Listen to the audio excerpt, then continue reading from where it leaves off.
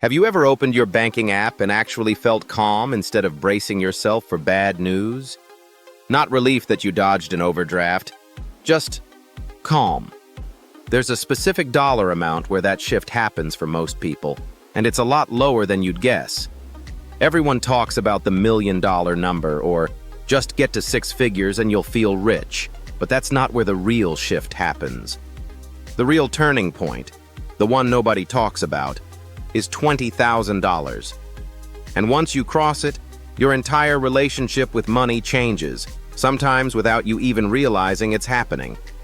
I'm Nick, and I break down the psychology and the math behind why some people build wealth almost effortlessly while others stay stuck no matter how hard they work.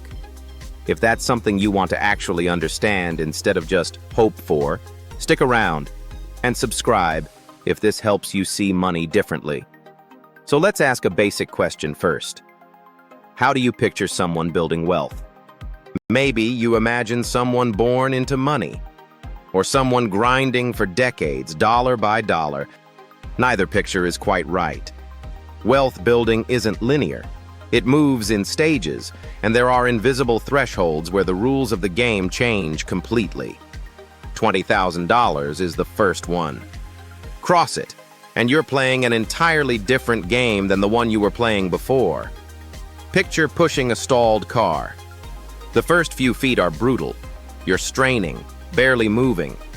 But once it gets rolling, it takes way less effort to keep it going. $20,000 is the point where your finances stop being a stalled car and start being a rolling one. Here's the part that surprises people. The shift isn't really about the math.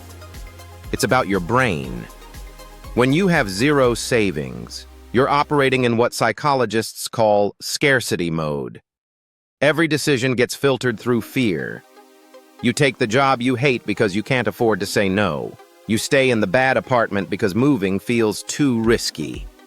Scarcity mode doesn't leave room for long-term thinking. It's like trying to solve a puzzle while someone's yelling at you. Your brain simply can't access opportunity thinking when it's stuck in survival thinking. Once you cross $20,000, that changes. The question stops being, how do I make it to Friday, and starts being, how do I grow this? Studies from places like Vanguard have found that even a small emergency cushion, around $2,000, measurably boosts financial well-being. Push that cushion up to roughly 3 to 6 months of expenses, which for most people lands close to $20,000, and the effect compounds. You've built enough breathing room for your brain to finally think past this week. Now let's get into the math, because this is where it gets fun. Say you're saving $1,000 a month and investing it at an 8% average return. Your first $20,000 takes about a year and a half of pure discipline, no shortcuts. But your second $20,000? It comes faster. Not because you're saving more, but because your first pile of money is now working alongside you, generating its own returns. Same effort, faster result. Keep going, and the acceleration gets almost absurd. By the time your portfolio hits $400,000, you can generate another $20,000 in a matter of months. Money that once took you nearly 2 years now shows up almost on autopilot. The first milestone is brutal. Everyone after gets easier because your money starts doing more of the lifting. People assume the wealthy have access to secret investments the rest of us can't touch. Mostly, that's a myth. It's basic math. A 10% gain on $2,000 is $200, barely noticeable. That same 10% on $20,000 is $2,000, money that actually moves the needle. Same strategy, same index fund, same risk level. The only difference is scale, and scale is what makes small percentages start to feel like real progress. But here's what really matters, and it's the part most people miss entirely. Saving your first $20,000 isn't really about the money. It's about proving to yourself that you can delay gratification and follow through. Unless you're earning a huge salary or living rent-free, Getting there required real discipline. Tracking spending, saying no to things you wanted, staying consistent for months or years. That's not just a financial skill, that's an identity shift. And it changes how you handle every money decision afterward, because you've already proven you can handle the hard ones. It also changes how you see problems. When you're broke, a flat tire is a crisis. When you've got $20,000 behind you, a flat tire is an inconvenience. Your car breaks down. Annoying, not catastrophic. Rent goes up. Time to negotiate or move, not panic. And you start noticing opportunities you'd have scrolled right past before. A friend's business needs an investor. A fixer-upper property pops up at a good price. A work conference could boost your career, but your company won't cover it. Before, you'd have made an excuse. Now, you can actually run the numbers. Something else shifts too. You stop sweating small purchases and start focusing on the big ones. Whether you buy name-brand cereal or generic barely moves your net worth. But where you live, what you drive, and how much you invest can swing your financial future by tens of thousands of dollars.